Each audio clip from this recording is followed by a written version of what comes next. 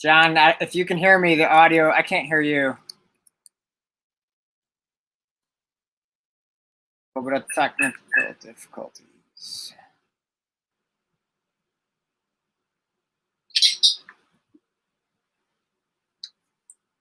John, if you can hear me, the audio, I can't hear you.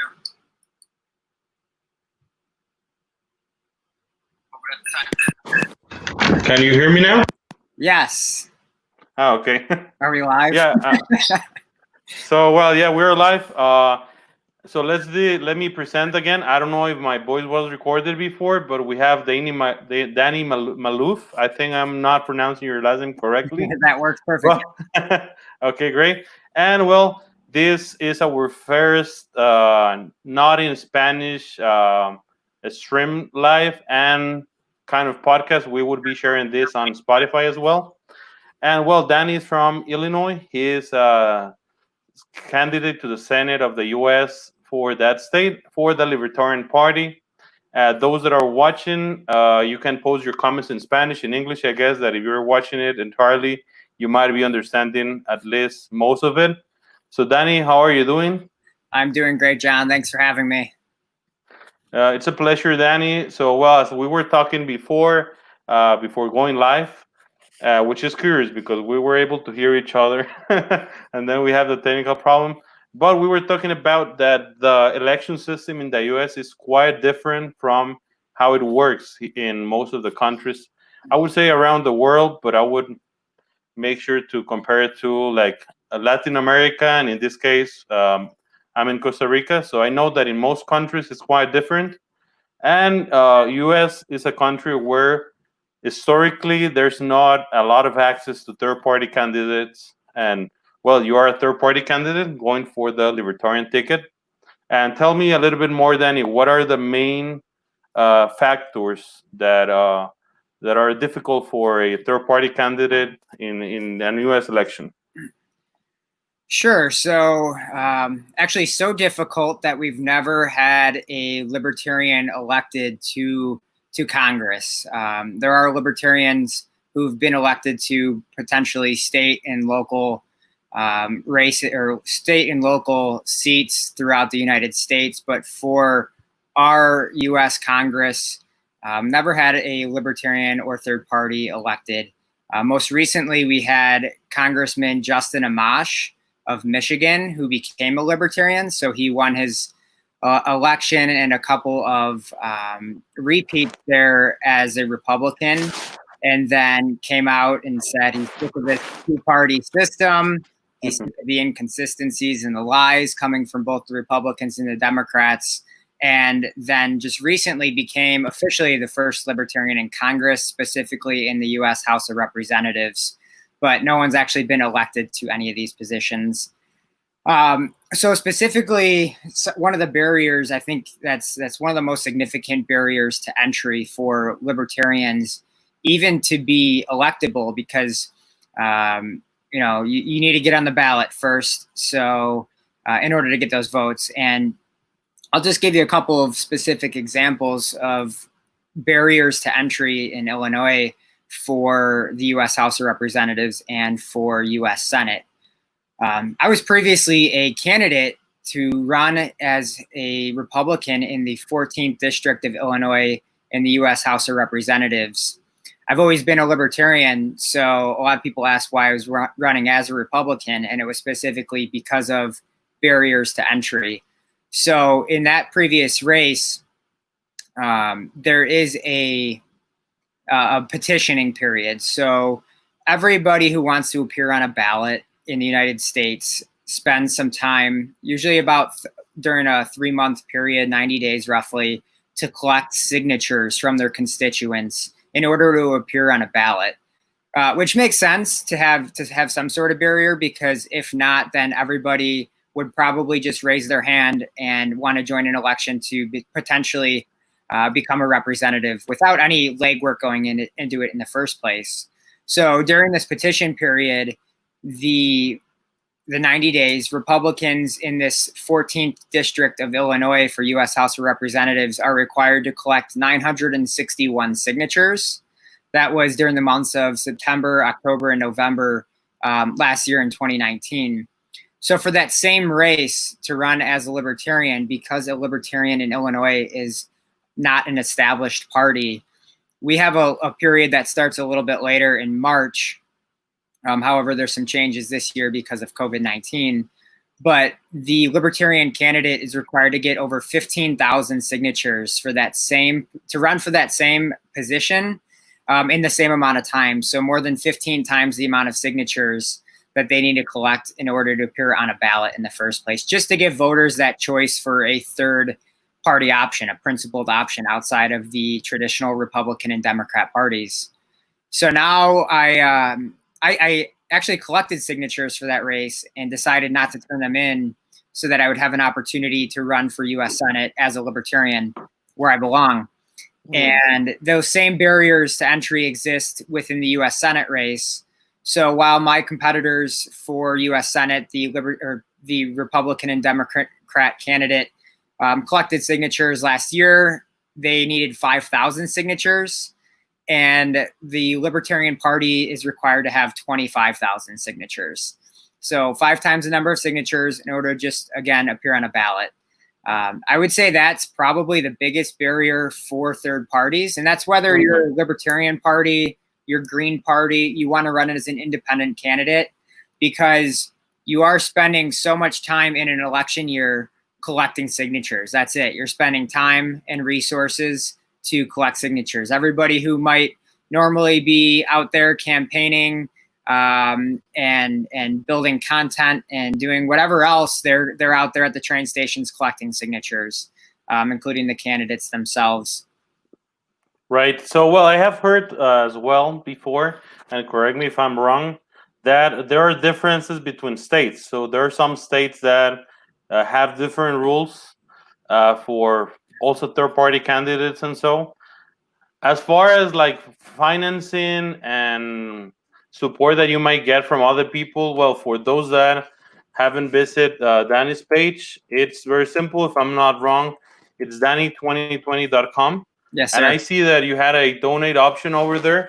How does it work? How can like third-party options get financed usually?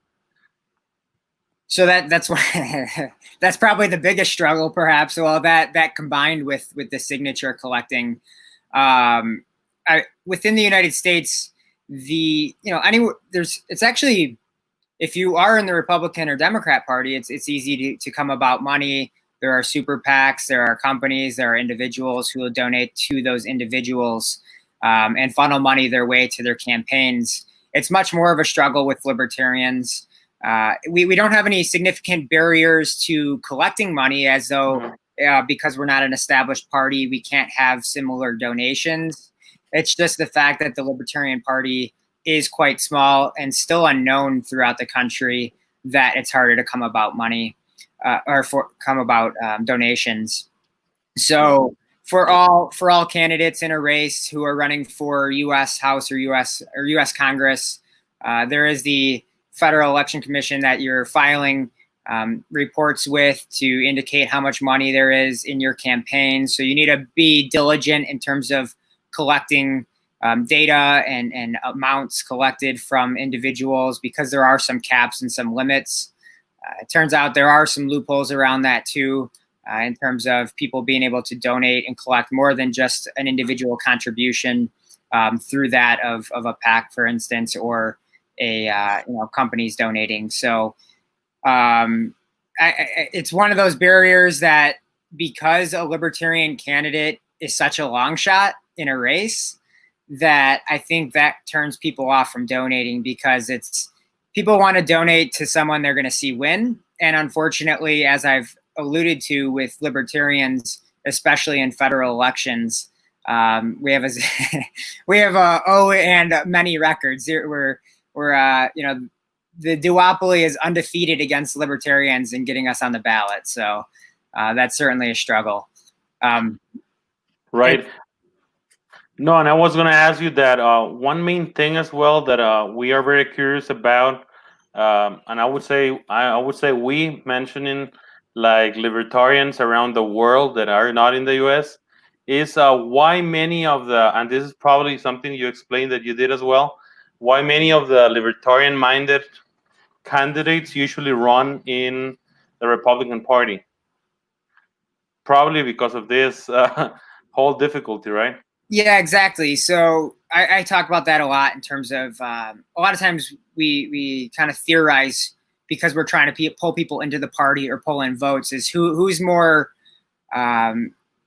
who would be easier to pull into the Libertarian Party and to give a Libertarian candidate a vote? Would it be Republicans or Democrats?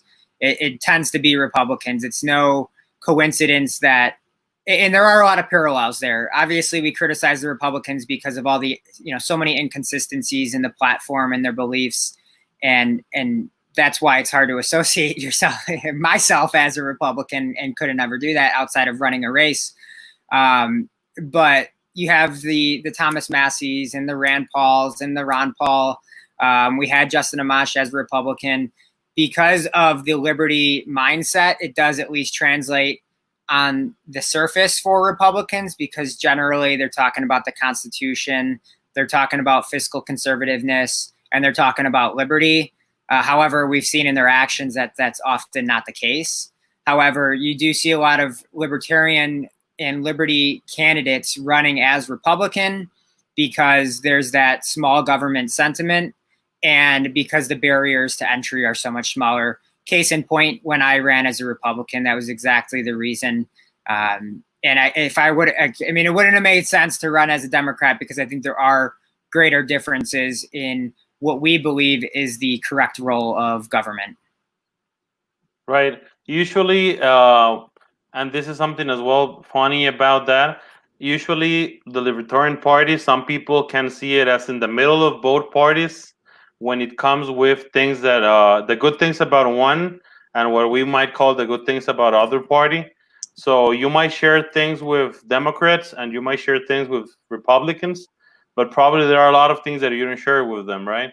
So this is more like of a question about if you can think about the specific policies that sometimes a libertarian might support and a Democrat as well. Yeah, so those parallels, I was actually taking some notes as you were mentioning that, so I didn't forget. I would say some of the parallels traditionally, or what stereotypically would be parallels between libertarians and Democrats, would be, but however, let me just preface this with, unfortunately, the Democrats aren't good at this, because we see it with federal candidates across the board. The war on drugs is one of those issues. It's a civil liberties would be one of those main things. Anti-war, pro-choice, criminal justice reform. So that's what's been interesting, and we can talk about Republican parallels as well. But in all these areas that if probably 10, 15, 20 years ago, maybe more so than not so much 10, but a couple of decades ago, those would be policies and platform issues that you would hear Democrats campaigning on. Anti-war, pro-choice across the board, civil liberties, anti-drug war. However, what we've seen is exactly the opposite. So in the case of my opponent, especially my opponent, who's the incumbent, his name is Dick Durbin. He's been in Congress for 38 years. So since 1983, he's been a part of the federal government, and he's not anti-war. He keeps on an annual basis, he votes for bills that provide funding to the American military-industrial complex.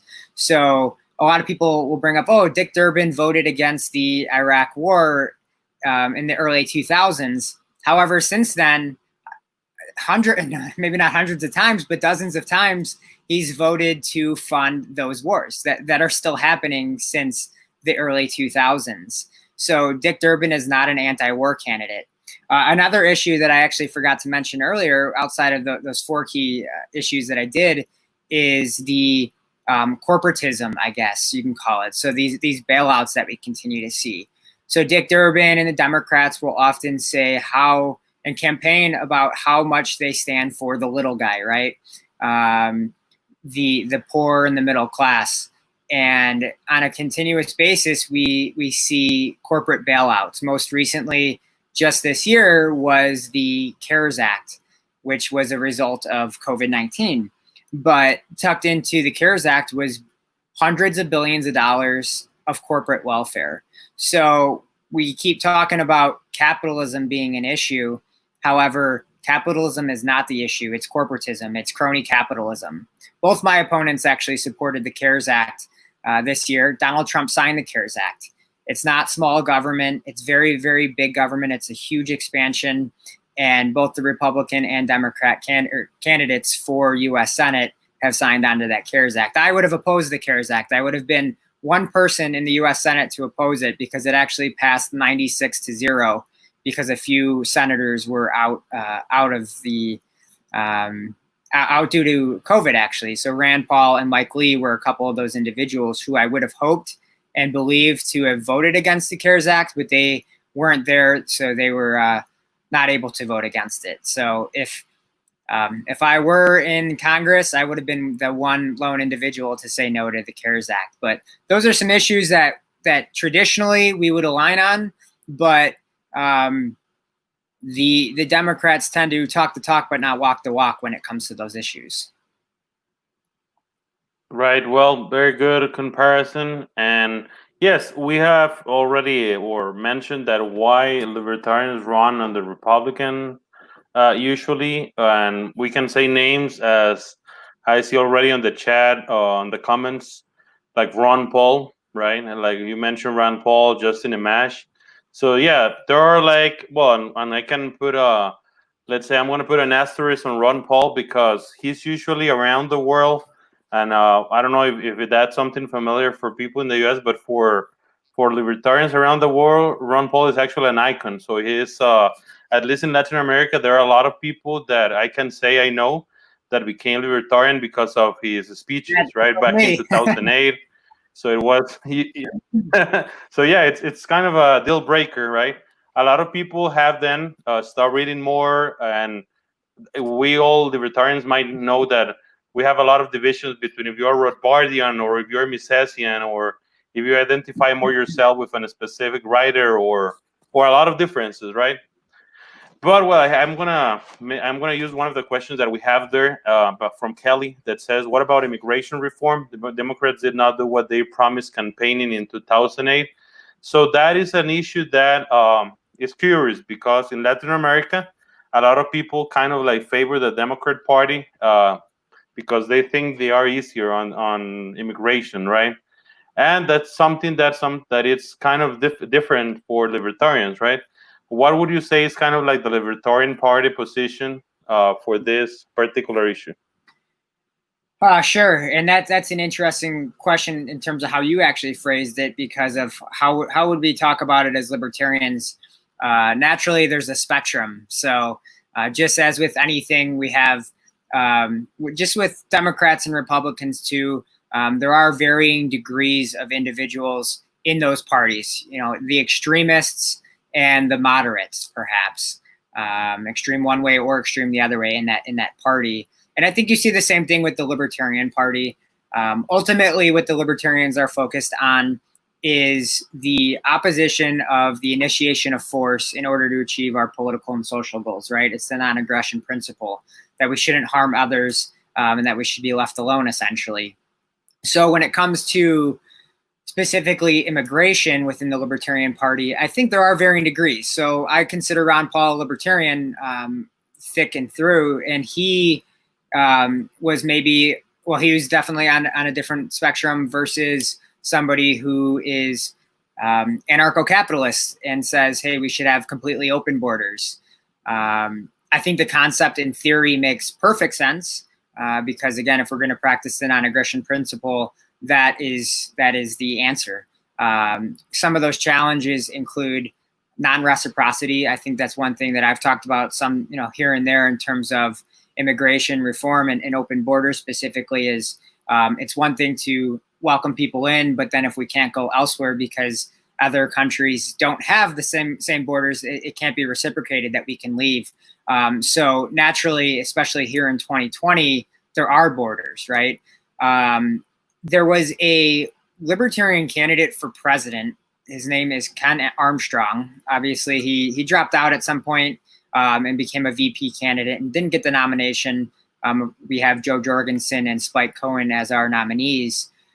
But he was actually at a Chicago Libertarian Party chapter meeting, and when immigration came up, he talked about an interesting concept, which I had never heard before. I think he was actually paraphrasing or quoting somebody else, but he called it a closed border, open door policy, which really resonated quite a bit with me, because I think it's acceptable to have borders here in 2020 and protect our country. First off, those funds for border protection or security essentially should be appropriated by Congress, because that would be the constitutional way to do so. Those funds cannot be ordered by the president and the executive. So when Trump says he's going to allocate money to build a border wall, that's unconstitutional. I cannot support that. But we do need to welcome people into the country. I work for a global organization, and that's actually opened up my eyes as well to outside of just the approach of welcoming people in because I know people are good and people are valuable and we are a nation of immigrants. But as I meet more people who are from different countries, and as we welcome people to work for us who are from different countries and maybe on visas, I've learned even more so how great these people are, how smart these people are. And if we want to talk about markets and free markets, you know, this especially applies to libertarians, and then it certainly applies to the Republicans who are so anti-border and anti-immigrant to some degree, that they need to understand this is a market concept. So when they claim, okay, well, these people are going to come here and undercut our workers and take our jobs, it's just not true. Well, and first off, we want to talk about undercutting on wages. Well, we shouldn't have that minimum wage. So by saying that we can't have these people, they're effectively promoting a minimum wage. But in addition, a lot of the jobs that people come here for, while there are the tech jobs and whatnot, people are joining or are coming to America for, a lot of people are just coming here to make a living on H-2B visas, I think, if I'm not mistaken. And those people are working in the fields, they're working on boats, and they're working those low-paying manual labor jobs that I'm telling you right now, the average American's not taking that job. One last point that I forgot to mention when it comes to immigration is, regardless of the role it plays and how much it attracts people to come to the country, this is straight out of Ron Paul's book. We need to eliminate subsidies that may or may not, but may incentivize people from coming here. So we shouldn't incentivize and subsidize people to immigrate to the United States with taxpayer funds. When you subsidize and incentivize something, you get more of it. So while I don't have a problem with more immigration, if it's for those subsidies, it's for the wrong reasons. But I think people come here for our culture and everything that America has to offer, and we need to welcome more people in. Definitely, and that's a funny concept, the one that you mentioned of that the other candidate mentioned about closed border, open door, because I have had this discussion with other libertarians as well, and people that located in a place here, they would be kind of like Republicans or Trump Republicans. And we as a country here in Costa Rica have kind of a similar situation. I wouldn't say a problem, but a situation. We are a poor country, but let's say we have a poorer neighbor, right? We have a poorer country, which is called Nicaragua. And we have kind of that thing. We have a lot of immigrants coming in that do the jobs that, as you said, in your case, Americans won't do. And here's the same. There are jobs that Costa Ricans won't do. But people usually forget about the reasons why, right? You mentioned minimum wage and another, let's say, things that the government fixed on the labor market. A lot of rules and regulations. Even here, well, we have like Social Security that it's around I would say it costs around 46% to the employers. So people think that it's free, right? Because they're not the ones paying for it. But so when you hire someone that is not legally working here, you don't have to pay those things, right? Mm-hmm. So at the end of the day, the one making the competition to the nationals are the regulations the government places. I think that works kind of the same way everywhere. Maybe in the U.S., it's not about the amount of the tax, but about the regulations. Here, a lot of people won't hire like a Costa Rican doing the same job as a foreigner, just because of the reason that he has more incentives to sue you on court because you're not paying him the amount, right? Mm-hmm. And the thing is that those kind of regulations might put people on the wrong side of the immigration, right? Some would say, I don't want immigrants because they do things that are not correct and so on, and they might be on a small amount. Some others will say, no, we are full open borders about this, and forget that we are not on a level playing field, right? We have regulations that make it difficult for other people. The same in the U.S. We definitely always know as well. Here, Costa Ricans that migrate to the U.S. and they kind of that's funny. They kind of migrate for money, and then they become like Democrats in the U.S. because they start getting they start getting helps or subsidies, right? Yep. And they think that that's like the reason why they get there. So also another important point that might differentiate libertarians from other either Republicans or Democrats. I heard this Cohen, the guy running with Joe Jorgensen, he mentions the word like Republicrats to use like to combine them. So I was hearing him today, and I really like the word. So one of the main difference, as you said, is the walk the walk and talk the talk, right? And related to the drug policy, this is one of the things that it's kind of like always in mind of people. Libertarians have always been anti the drug policies, right, or the prohibition of drugs or of any kind.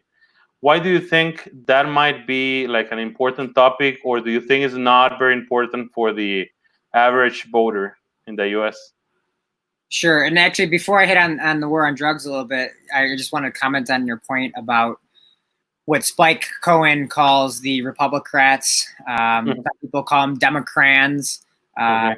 Essentially, it's that one-party system that we experience here, and why we have third parties that say, "Hey, we need to offer an alternative solution," because realistically, the way it's been at the federal level in the United States is we have a one-party system. They also call it the duopoly. One of my slogans is that it's time we escape the bipartisan status quo, because they call it bipartisan when we have Republicans and Democrats agreeing on something. But what we've had as a result of this two-party system is a failed system that continues to put special interests before the Constitution, that steals 20 to 50% of our wages and what we earn, that, of course, engages in endless war overseas, that spies on our own citizens, that's created the most imprisoned country in the world, that's inflated away the value of our money, and that has wastefully accumulated $26 trillion in national debt. And one of those issues, when I talk about the most imprisoned country in the world, is partly due to the war on drugs. I believe 40% of our federal prisoners are in prison due to victimless drug offenses. So we tend to talk about drug offenses as victimless and nonviolent. I'm not sure how many of those people in federal prison, of those 40%, maybe were in both because of what the war on drugs has created with this black market. Of course, there's violence as a result. So some of those people perhaps are in prison because of a combination of these nonviolent or these victimless drug offenses as well as violent crimes, perhaps. But I see the war on drugs as a liberty issue. First off, prohibition doesn't work. We saw that in the United States. I'm not sure what kind of prohibition you have for different types of substances in Costa Rica, but in the early 1900s, we had prohibition of alcohol. We saw the crime that rose from it. We saw that people weren't not drinking as a result of this. and eventually that prohibition ended. We continue to see prohibition with other drugs. We are seeing a little bit of a lightening up on cannabis, but with all other drugs still illegal, and federally so is cannabis, despite states stepping up to say this is something we're going to legalize either recreationally or medically. It is hard when you talk about the war on drugs with the average voter. I would say perhaps Republican or Democrat, because naturally they bring into the conversation the worst instances. What about the parent who is doing heroin and they're not taking care of their kids? Or what about giving methamphetamines to 10-year-olds, as if that's what we want to do, right? The opposite is the case. By eliminating the war on drugs, first off, if you're a conservative and you're a Republican, there's the constitutional aspect of it. It is unconstitutional to have, there's no enumerated power for the federal government to regulate substances as they do. The other conservative approach to it is also we've spent, I think, $1 trillion or more on the war on drugs since 1971, when this really kicked off. And in the United States, the conservatives and Republicans tend to be the ones most against legalization of drugs because of those examples I've already given. And they don't take into consideration those two instances, the constitutionality, the fiscal concerns, and they don't take into consideration the liberty issue as well. It's not anyone else's business besides my own what I do and do not put in my body. And ultimately, that's the libertarian approach to the war on drugs. Mm-hmm. Okay, very good. And well, answering your question about how it is here, funny enough, a lot of the countries in Latin America, in a lot of the things, follow the recommendations from the U.S. government, right? So as well, we can kind of have a parallel. At the moment not you guys, but the government of the U.S. they start prohibiting drugs, except alcohol. Funny enough, alcohol was never here prohibited. But yeah, if you said any kind of like marijuana or cocaine or anything like that was completely prohibited after it was recommended by the U.S. government, right? So we can have like, there are, the other day I was looking at a very old newspaper, and dentists and doctors use cocaine type of substances for patients back in like 1930 something. So it was kind of normal. Then about marijuana, it was basically something that no one did for like the last 40, 30 years, I would say. Back in the 70s, they say that the people that did that were kind of in the same condition that now crack users are, right? Mm-hmm. Everyone saw like someone smoking marijuana and they believed that person was a criminal. Probably it was not that common to get a hold of those kind of drugs, but nowadays that is very common. A lot of people as well. Well, here they don't go that much to jail for that, but there's a similar amount of people, as you mentioned. For instance, the jail for women, around, I heard the other day, around 85% of them are related to offenses related to the drug policy, right? Mm-hmm. So yeah, as well, it's kind of similar everywhere, and it's difficult. There's a lot of pressure as well from usually U.S. government, U.S. embassies, and so related to the fact that if countries like the ones that are near U.S.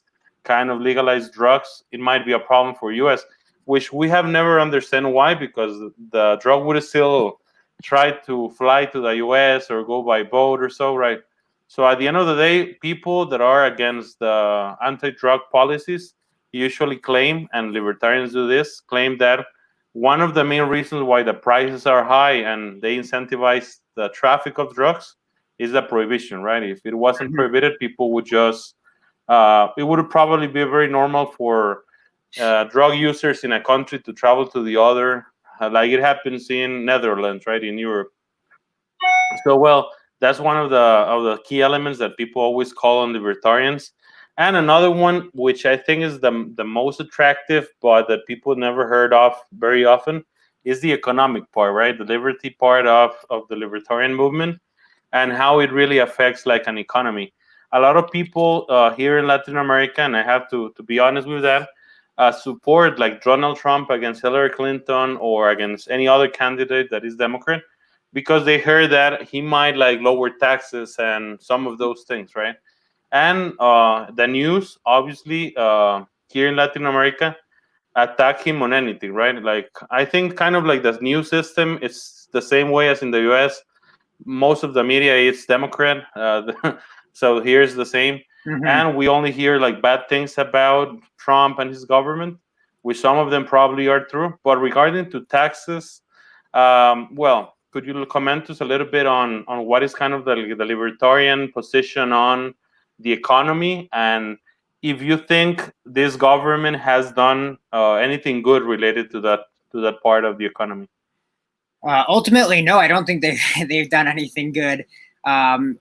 Ultimately, everything the government does actually hampers the economy. It's those unintended consequences and the opportunity cost. Is particularly with taxation.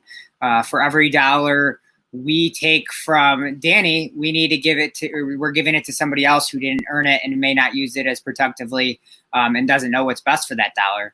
And that's how the government spends money. That's the only way they can spend money, is to take it from other people. I would say at the top of the food chain when it comes to economic policy in the United States, it's not, well, I was going to say it's not the government. It's the quasi-government, big banks, the Federal Reserve System. The Federal Reserve is probably one of those, the biggest issues for libertarians, in my opinion, because I think it enables all those other problems. So like when I talk about the continued war on drugs that's been happening since 1971 as a failed entity, continues to thrive because the Federal Reserve prints and counterfeits money and feeds it to the U.S. government. The same is the case for the war, the continuous war, never-ending war. We're spending trillions and trillions of dollars, and the only way we're able to spend those dollars is by taxing or printing those dollars. And what that does is it most often harms the poor and the middle class far beyond the rich. It actually helps the rich. So when the Federal Reserve is printing money as a result of COVID-19 and to fund these programs with the CARES Act, well, I got some money and most people are getting $1,200 checks. The big banks and the hedge funds and CEOs running these corporations who are getting bailouts, they're reaping the most benefits as the Federal Reserve continues to print these dollars, and by printing dollars, creating inflation that naturally hurts, like I said, the poor and the middle class the most. If today we have a dollar and tomorrow, because the Federal Reserve continues to print money, we have overnight it's very, very minimal in terms of the inflating away our money. But eventually, some years down the line, when we have this dollar now, a couple of years later, we have 80 cents. And that doesn't, again, hurt those people who have assets and are investing in capital where that inflation is beneficiary for those people. It hits the poor and the middle class in the pocket when they go to buy food and purchase insurance and purchase energy. Going back to the first part that I mentioned in terms of the unintended consequences of government programs, I think two of the best examples are healthcare and education. Education is one of those, or higher education specifically, that I would comment on. The government has spent trillions of dollars on these programs, whether it is for healthcare or education. And what happens as a result? It becomes less affordable. So a lot of people today want to complain about student loans and unaffordable college tuition. But the thing is by the Federal Reserve and the government subsidizing loans, then schools charge more. When schools charge more, it becomes less affordable. When it becomes less affordable, people need to take out loans, higher loans. So again, when they take out higher loans, then the cost of education continues to go up. And what happens then? It becomes less affordable. And so what do we have to do? We have to have higher loans. So it's this vicious cycle as a result of government intervention into these markets that we continue to see higher prices and unaffordable healthcare and unaffordable education. Not to mention the regulations that do that as well. The regulations hurt a lot of people think businesses don't want regulations. Big business loves regulations, because when big business gets regulations, they outprice those smaller mom and pops or smaller companies that don't have the money to pay the lawyers and pay the lobbyists to get by these regulations. So it increases those barriers to entry for competition, and in the end, it benefits the big business. So, I can talk like this about economics and government policy. A couple of my favorite guys are one of them is Peter Schiff, specifically when he talks about government's role in the economy and how it actually has these unintended consequences. Tom Woods, Bob Murphy, some of those guys. These individuals can tell you so much more, and I'm sure you're familiar with them, and much of your audience probably is. But ultimately, many of the problems we face are simply a result of government being way too big. And the key is that we need to unleash the free markets, and we need to let the markets sort that out so that we can have affordable education, that we can have affordable healthcare, and so that we can have a stronger middle class as a result. Right, and you mentioned, that was something good. You mentioned Tom Woods and Bob Murphy. Definitely, Tom Woods' podcast is one of the programs that I hear a lot of whenever I can. He is a very, he has a very strong work ethic regarding his podcast. He does a lot of shows, so it's difficult to be always updated with what he shows. But he's also, he has a lot of good information. And as I was mentioning regarding the fact that a lot of people know Ron Paul and have get to that part of the movement because of his influence. And regarding the economy, I think you mentioned it very well about the amount or the size of the government. I was surprised before the interview I was watching to get to know a little bit about the statistics. A video by Hans Hermann Hoppe, and he was mentioning the size of the subsidies. I don't know if the figures are still the same because of the whole pandemic, but he said something about at least 22 million U.S. employees, and he mentioned the statistic back in 2019. And if he start putting where money from the government goes to different people, the amount of people that get tax money could get to more than 150 million, right? Mm-hmm. Either subsidies, and something that people don't see is that it's not always money that goes to the poor people, right? It's sometimes money that goes to corporations, and that's where a lot of the money goes. And that's why libertarians are always kind of suspicious about big companies as well, right? Because it's funny, I don't know if it happens to you guys there, but here, libertarians, people think that we are only for the powerful and only for the companies. And obviously we know how money works and how important it is to have a strong economy, but we don't want, let's say, the government to be deciding who wins and who loses, right? So it's kind of common. I have a comment here that says, Danny, how do libertarians feel toward government safety mandates regarding public health crises like COVID? I think it's a very relevant question in these days. Yeah, I guess, that's pretty complicated in terms of public health or specifically if we want to talk about COVID. I think, there was that. Yeah, I know Katie Van Dorn. Hey, Katie. I think, ultimately the libertarian answer is that the federal government doesn't have a role. I would push that more so to the states. As many people who follow the campaign know, I'm much more of a constitutionalist than anything. I think there is not quite a role of the federal government. First off, again, because like I just talked about a moment ago, the federal government doesn't know how to solve the situation. As we saw in COVID, with COVID-19, masks are, we should wear our masks. We shouldn't wear our masks. We should wear our masks. No, we shouldn't wear our masks. And that's not just the only thing. There's a lot of failures on the part of the federal government. And actually Trump's been pretty bad when it comes to his response to COVID-19. He signed the CARES Act, which I've talked quite a bit about. He also signed a couple of executive orders, 13909 and 13910, and it's been a little while since I've talked about these specifically. So I know one was related to prices and price gouging and preventing that. But one of the things with the market and how it solves these issues is price gouging is okay. That's an effect of the market and in higher demands. And by price gouging being illegal, then what's going to happen is the first in line is going to get everything. So the little old lady down the street who gets to the store late, in this case, she wouldn't have gotten her hand sanitizer and her masks and her PPE because the first few people took it all because it was so cheap. If prices would have risen as a result, then the first people in line would have said, okay, well, based on these market prices and availability, instead of taking all of these, maybe reselling them down the street on a black market without price controls, I'm going to take some of these because I want to protect my family. So in addition, a lot of regulations have slowed down the market's reaction to COVID-19. So because we have regulations in place that from the federal government that restrict businesses and what they can and cannot do, we aren't able to get a lot of solutions to the market in time.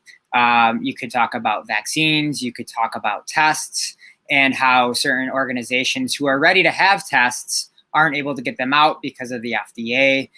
You could talk about the liquor and beer industries, breweries who said, we want to step up and start manufacturing hand sanitizer because we have the alcohol and we have the ingredients and we have the processes in place. Well, the federal government and their red tape and regulations are saying, no, actually, you can't go do that, which then inhibits or prohibits an abundance of those products and a supply of those products. So people, again, can't get it. And just because of that, prices are going to rise. So it's conflicting to say, hey, we're going to eliminate prices from acting how they will with these price gouging measures. But because of the regulations and restrictions we have in place, prices are going to rise because we don't have a high enough supply.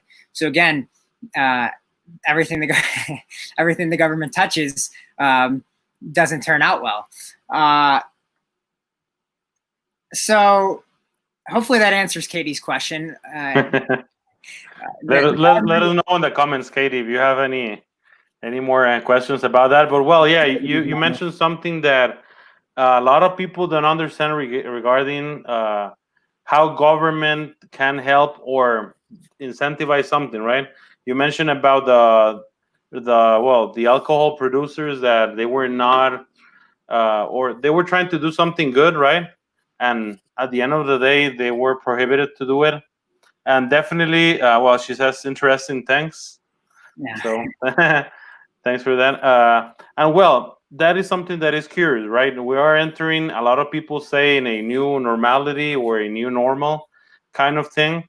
But well, the crisis, I think, has showed a lot of also opportunities, right? The opportunities like this one of the distance of thinking a little bit more about if we really need to go everyone to work at the same time on the same schedule.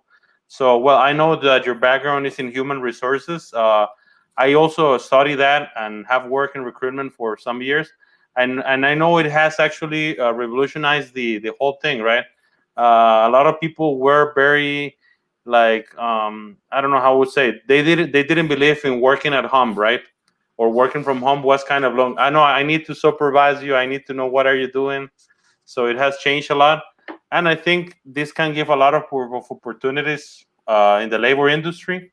And I would like to know, are there any kind of regulations that have made working from home difficult, or that you can tell us that if the government has a step on that? I would then comment on things that the government has made here difficult for working from home, which they have had to like just look at the other side because of the whole crisis. Mm-hmm. But how is it in the US regarding that? I don't think it's significant in terms of the role that the government plays in prohibiting people from working from home.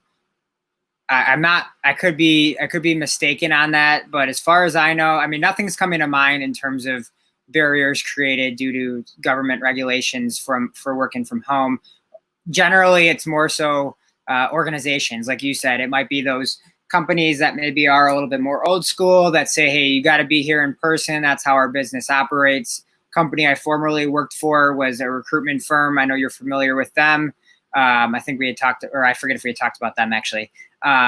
It's a big staffing company, and in the U.S. we were required to go to the office generally 4 or 5 times a week because we were in the people business. In my role during COVID, as an HR manager, I've actually been in the office every single day since everybody left. So we had sent everybody home.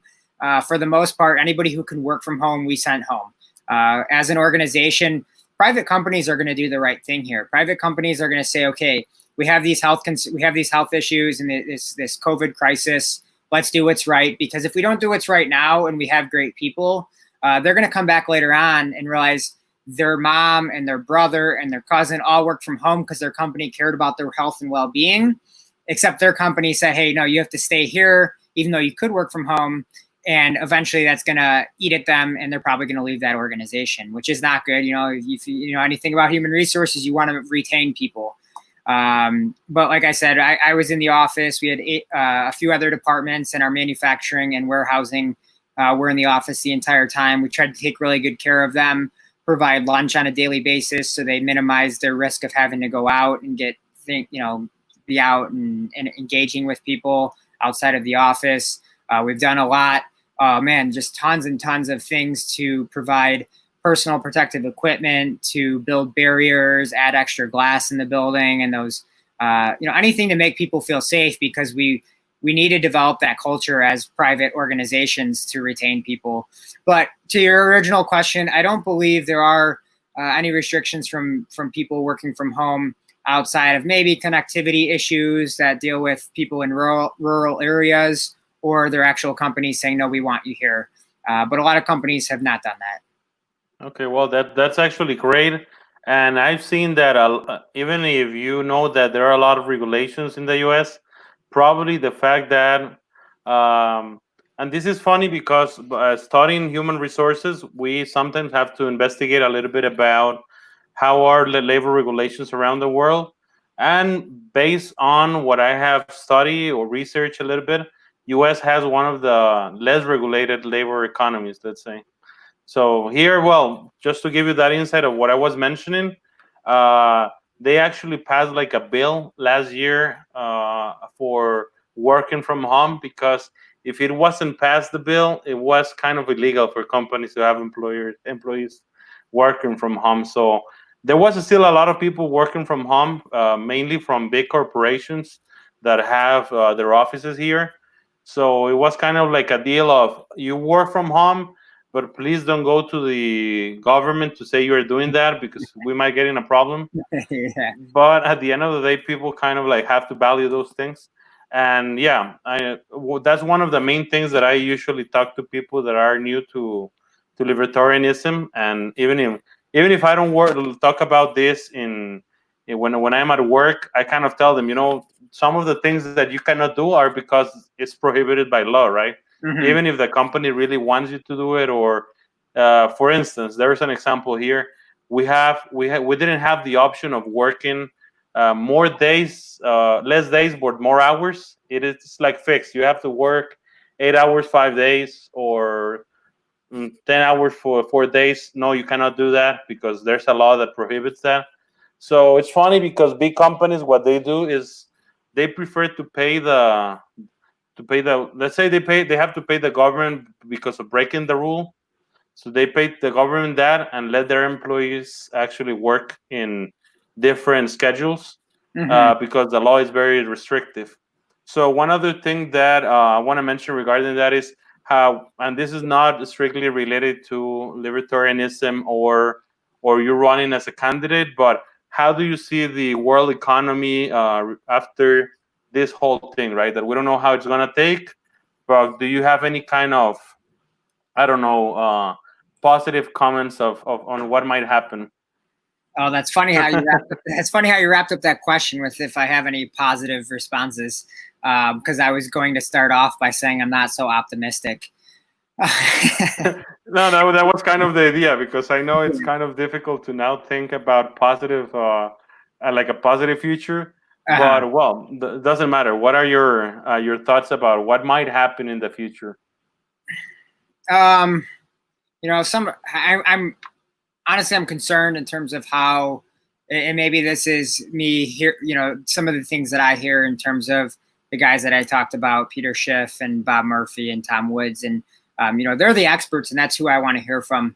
They're the experts who actually think about it. They're not the ones that are in academia for, forever and have government jobs and are pitching the government narrative. So they're talking about the Federal Reserve, your average economist who is working for the government isn't talking about the Federal Reserve, and generally they're saying we just need more money for the government, whereas these other individuals are taking, in my opinion, a more unbiased and objective approach to it. And the way it looks in terms of world economies, the world economy is pretty grim looking forward in terms of especially with travel and leisure getting crushed. A lot of people are talking about the good old V-shaped recovery. And while the stock market is seeing somewhat of a V-shaped recovery for now, the stock market isn't actually an indicator of the long-term future and the actual economic situation for a lot of people on Main Street. So Wall Street does not correlate with Main Street. And what the Fed is doing here and around the world in terms of printing more money is, as some of these guys would say, more long-term pain in the future. That long-term pain is going to outdo the short-term gain that we're seeing from these the stimulus plans that governments around the world are instituting. I'm probably not smart enough to tell you much more about what we might see in the world economy, but it's probably going to be a struggle. It seems like it's going to have a further impact on trade and some of those types of situations, if we haven't seen enough of it already with Trump and China. And I think on a personal level, it's going to have an impact in terms of how people act and react. And of course, it's just human action for us to act in our best interests. And people are going to slow down in terms of how they are out there. Like, there are vulnerable populations, regardless of how high the mortality rate of COVID-19 is. There are still people that are susceptible, and partially because of the narrative out there, but partially just because they're doing what's best for themselves. They're going to stay at home more. So while we might see an increase in Amazon's business, your typical brick and mortar is going to start hurting even worse. And I think we're going to continue to see a little bit of a struggle going forward for probably the next couple of years, unless we get people like, libertarians elected to Congress who can counter that traditional government response, speak up against the Federal Reserve, inform people about some of those issues that they're creating in the long term, that while it sounds like a good thing now because people are getting their $1,200 checks or maybe their extended or expansion of unemployment, what that's going to do in the long term to those same people from potentially an inflationary standpoint is going to be much more significant and going to harm those individuals, the unintended consequences. That's right. And well, talking about unintended consequences, we're about to be closing for those watching. But one of the main things that I have seen, and I was looking at Jo Jorgensen. She was talking about, she's an educator, and I don't know why, but it's probably because of the reason that we don't win a lot of elections. But libertarians are usually, and I would like put myself in that position as well. We are willing to talk to people, and if they don't know about something, try to convince them, right? Not using force. So that role of education is usually very important, and we usually understand that government directed education is not always a good idea, right? And yeah, and that's the ultimate thing that we want to convey is that the intentions of people tend to be good. So whether it's, I think there might be some underlying intentions of people who want to have the power of government and that political authority, but generally, even someone who you classify as a socialist, or maybe just a young kid who says socialism is appealing, they're thinking, okay, we're taking care of everybody. It sounds fair and it sounds nice, and it actually, sounds like the moral option. However, when you unwrap those unintended consequences and what realistically happens as a result with higher prices, unaffordable healthcare, unaffordable education, and so on, then you realize government is the problem. And that's what we as libertarians want to communicate to everybody who is willing to listen. That's right. And well, Ed, regarding this whole crisis and what might happen in the future, I have been talking to a lot of friends that there's a lot of jobs that would be allocated to different places. And probably a lot of the intervention when they kind of tell you, hey, you have to pay a big loan to study, so people decide to study specific fields. But there are other fields that, for instance, in this crisis, people are not realizing how important, like, I don't know, for instance, regarding anything related to computer science, a lot of these people still have a job. There's still a lot of demand for those jobs. But usually the intervention as far as loans and as far as also the way that school programs are run might influence people on not thinking. For instance, you probably have heard a lot of people say, I'm not good at mathematics, and that makes them run out of the fields of engineering and so. And sometimes that is not actually that people are bad at that. They are just not very persuaded on that, right? The other day I was watching actually a libertarian documentary called School Inc. I don't know if you have a look at that. And that one, School Inc. Yeah. So yeah, and he goes to different parts of the world and even in the US, and how the government actually makes it difficult for good professors and good teachers to make something good for their students, right? It's better to think about how much money my school's gonna get than how good my students are gonna make it, right? So, and this is something that we have here as the same. It's public schools everywhere, subsidized and all that. What is the and I know that since you have heard a lot about Tom Woods and he mentions a lot about homeschooling, so I want to ask you, what is your position on homeschooling and other school choices? I'm a fan of school choice. There's no doubt about that. When it comes to homeschooling, I am not very well educated on the matter. I know Tom Woods and has the Ron Paul homeschool program that he promotes, and there are other market solutions out there, of course, for homeschooling. It's not very common in the States. Well, I guess I shouldn't even say that because I just don't know. I haven't met, I don't think, anybody who's been homeschooled. So, I've met a few people in my life, and I guess sometimes that doesn't come up whether or not they were homeschooled in elementary or middle school. But it is rather rare here because of how vast and expansive the public school system is. And here in the States, we, again, going back to, I talked a little bit about higher education, but it's kind of the case here for K through 12 as well when it comes to kindergarten and pre-college, is the U.S. continues to spend billions of dollars per year on education, and the results just haven't been what you would expect for how much we're spending on education. Dollars keep going up in terms of how much we spend on it, and performance continues to remain flat. So the solution shouldn't necessarily be just more dollars spent on these programs. I think school choice is important. I think some of the regulations for schools and competition within the market is probably prohibiting other options within education. So, as much as I'd like to say people should go the route of homeschooling, it's not that easy for people as well. So it's a tough battle, but One of the things that libertarians are most adamant about is specifically the federal government's role in education. Again, there's the constitutional aspect to it. It's not an enumerated power of the federal government to run the school system. Washington D.C. doesn't know what's best for rural Tennessee schools or urban Chicago schools, or 4,000 miles away in California.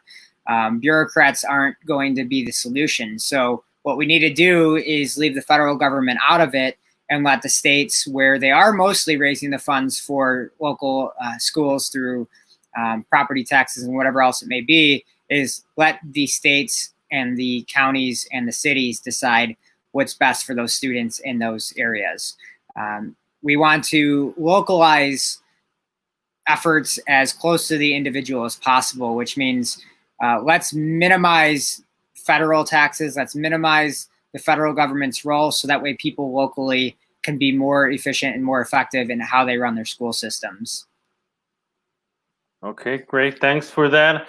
And well, just as I was mentioning, we're about to be finishing.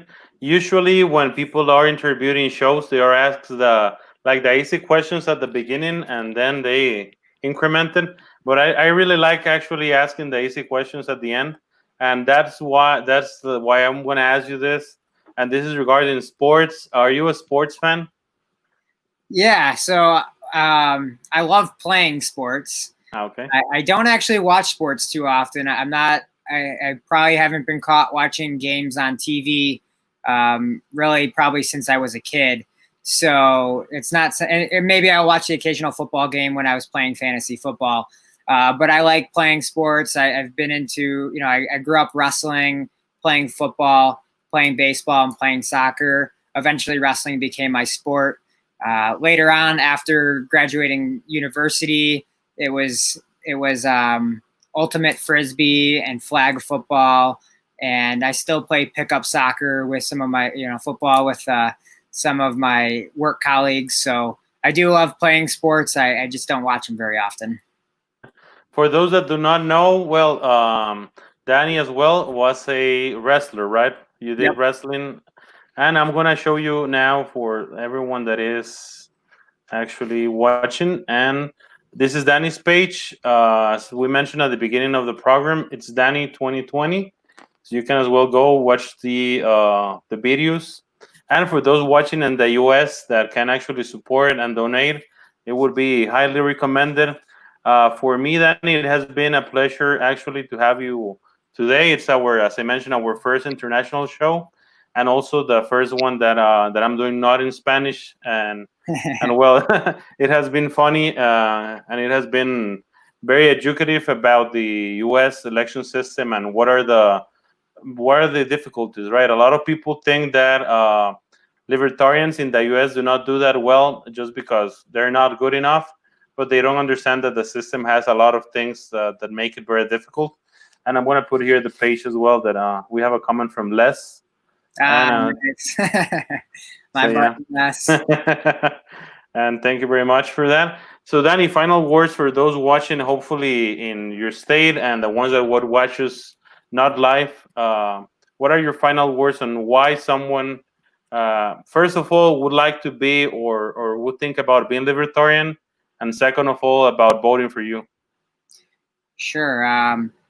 I guess I would ask everybody out there, do you oppose the initiation of force in order to achieve your political and social goals? Because that's what libertarianism is all about. Liberty, both economic, political, social liberty. It's a consistent approach. And in this upcoming election, I am the only constitutional candidate in the race. I'm the only candidate who consistently promotes peace, liberty, accountability, self-ownership, and sound economics. And so it's time we escape the bipartisan status quo and go for Danny. Thank you very much, Danny. And Les puts a comment. Thank you for helping spread the freedom message to our Spanish-speaking community. Well, Les, it's a pleasure. And this is an open, let's say, an open offer. Anyone that thinks that, well, I would need to reach to someone that speaks Spanish, but I'm not very familiar with that, you can just write to me, and I would definitely be more than glad to that. Working a lot of the years in bilingual environment, I have to translate a lot of things, so it's important. And I think people that are listening to us that are in Latin America, we kind of admire the U.S., and people don't know that the reason we admire the U.S. economy or the country itself, a lot of it has to do with your constitution and libertarian principles that people usually do not relate to actually this specifically. Actually, to finish the program, I wanna thank you, Danny, for being with us, and everyone that is watching as well. To go ahead and go to Danny's page, and also to go to YouTube and any other places to educate more about the not only about the Libertarian Party, but about the libertarian philosophy and the importance of the non-aggression principle that I think, as well as you, that is a very moral way of living our lives and not imposing others basically anything, right? Absolutely. And one last comment, actually. My last words are going to be a compliment for you, John, on your page. I was scrolling through, and on July 4th, which is an important day for the United States, it's our Independence Day, you had some Thomas Jefferson quotes. I forget exactly what they were, but it was some notes about Thomas Jefferson. And really, we are a beacon of liberty throughout the world. And a lot of people rightfully are concerned about the direction our country is heading politically with the big federal government that we have. And so many people this 4th of July, mostly probably people on the left-leaning spectrum, had come out and just so critical of Independence Day and not at all appreciative of what we have as a result of those individuals fighting, a war for liberty, to free, to make us free. And we, the people, being in charge of the government rather than the government slowly giving us privileges. We said we're going to form a government that is small, and we're going to give the government power that is limited rather than the government giving us just limited freedoms. So I really love to see that from Costa Rica, and you're a patriot. Thank you for that. Yeah, actually, the quote you're mentioning, it's something written by a very respected by us, at least, libertarian here. His name is Sergio, and he's a lawyer and studies a lot about the founding fathers. And yeah, he mentions Jefferson, talking in the Declaration about the importance of the, let's say, principles, right? In his case, talking about the providence, about God, but the importance of how liberty is something that is rare, that is not common in the world. And I have even heard about Thomas Sowell saying that liberty is not the rule. Actually, that people around the world in history have lived in places where there's always a ruler, right? And that the U.S. Revolution is very different from other revolutions. People that do not read a lot about history might think that or compare the French Revolution and the U.S. Revolution, which we probably already know that they have nothing in common. But the funny thing about this is that people that actually are in Latin America, and I would say specifically in Costa Rica, kind of think that the founding fathers have like Republican ideas. But when they read more, they would realize that it's more related to actually libertarian principles. But thank you for that, Danny. And thank you everyone that is actually watching us at this moment and that would watch us not live. Remember, you can follow us on YouTube.